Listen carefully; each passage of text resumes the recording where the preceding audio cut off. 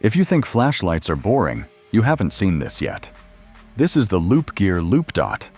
It's part flashlight, part fidget toy, and honestly, it looks like something straight out of a Cyberpunk game. Let's get right into the box. The packaging is pretty premium. Inside, you've got your standard paperwork, a cleaning cloth, and the star of the show, the LoopDot itself. It also comes with this skeletal magnetic clip. The light itself doesn't have a clip built in, so this add-on is crucial if you want to attach it to a hat or your pocket. Plus, it's magnetic, so you can stick it to a car hood or fridge. It doesn't feel like a traditional flashlight. It's got this flattened pill shape that disappears into a coin pocket. The build quality is solid. Its outer shell is metallic, and the finishing is matte, which feels very premium to touch. The aesthetic is super futuristic. You have the main optical stack up top, but right below that is a glass window covering a dedicated display. It feels dense, well-made, and surprisingly ergonomic. But here's the coolest part: the controls. See this ring around the lens? This is a mechanical rotating bezel. It spins on high-quality bearings, and it acts as your brightness control and menu scroller. It is incredibly satisfying. I've literally been using this just as a fidget spinner while sitting at my desk. Now, about that screen. It's a 52-pixel RGB dot matrix display. It's not high-def, but that's the point. It gives you that retro 8-bit vibe. It shows battery life, options, some cool little animations, and some really cool games. For the lighting specs, you're looking at a max output of 400 lumens on the spotlight channel, which uses a cool white LED for distance. But if you need to work up close, you can switch to the floodlight ring. That pushes 270 lumens of high CRI warm light, which means colors look accurate and natural, perfect for reading or checking gear. But Loop Gear didn't stop at just lighting. Because this has a G sensor inside, you can actually play games. Check this out. Need to settle a bet? There's a dice roll mode. You physically shake the light, and it rolls a die on the screen. There's also rock, paper, scissors, and a coin toss. And when you aren't using it, you can set it to play idle animations, like this Matrix rain or a Cyberpunk glitch effect. It's totally unnecessary, but absolutely awesome. Now let's go beyond the surface. I'm going to walk you through the full menu system, the customization settings, and some hidden fun facts that make this device unique. When you first wake up the interface, you are greeted with 4 main options: lockout mode, flashlight mode, play mode, and settings. Let's start with lockout mode. You can quickly lock or unlock the device right from here. This is a crucial feature to prevent any accidental activation, so you don't burn a hole in your pocket or drain the battery while it's in your backpack. Next, we move over to flashlight mode. This is your main command center.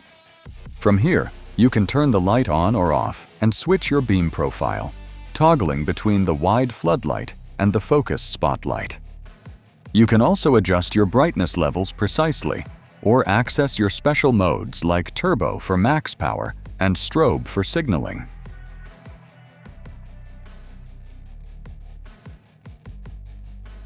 Now, let's explore the settings menu.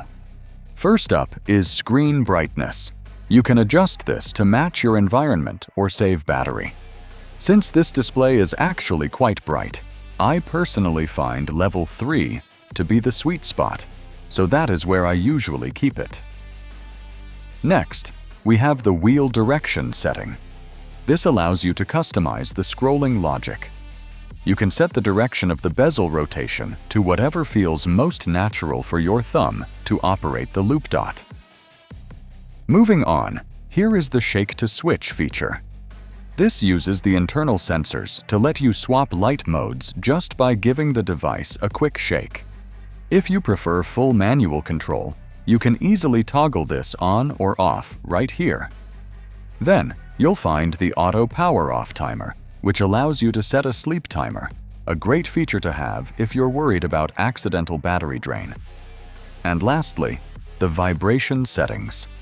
You can customize the intensity of the haptics from here. I keep mine set to level 2.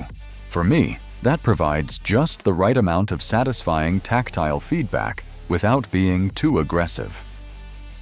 Now, let's jump into the most entertaining part of this device, the play mode. First off, you get the dice roll.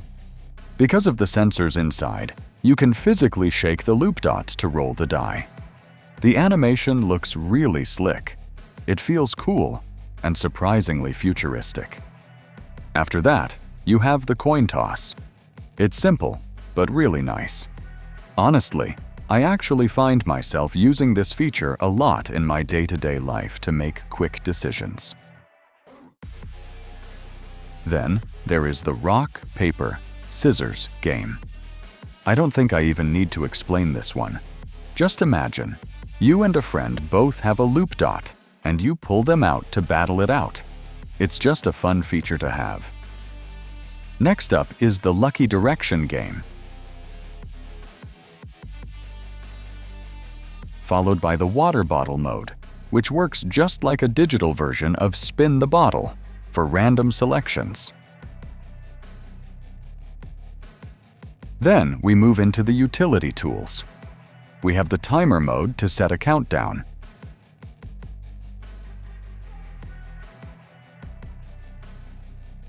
And up next is the stopwatch mode for tracking time. After that, we have a really cool game that instantly hit me with nostalgia. I think pretty much all of us played this game in our childhood.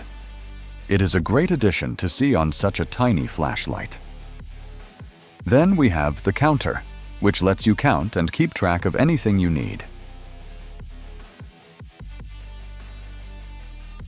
And finally, you get the wooden fish, which is a rhythmic tapping tool for stress relief. Now, let's explore the light effects. This is where the 52-pixel screen really shows off. First is the waterfall effect. What's really interactive here is that you can actually change the speed of the falling water just by spinning the rotating bezel, faster or slower depending on your mood. Then we have the flame animation, which gives off a flickering, warm, ambient vibe. Up next is color transformation, which cycles through bold, solid colors. Then we have the seamless gradient, which offers a much smoother, drifting shift between hues, followed by the starry sky, which mimics twinkling stars on the grid. This is the photo album. Right now, it displays the name of the device, LoopDot, scrolling across the screen. Then we get into the signaling and safety modes. We have the red flash alert. After that, the red and blue flash alert.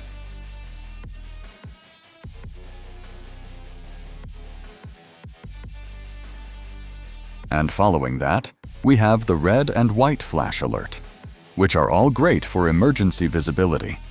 And finally, we wrap up with the raindrop animation, which creates a cool digital rain effect. So, is the LoopDot practical? Actually, yes. The dual beam setup is genuinely useful for EDC. But you're really buying this for the fun factor. It's a light you actually want to play with. If you're into gadgets that do more than just turn on and off, this is definitely one to check out. Thanks for watching, and I'll see you in the next one.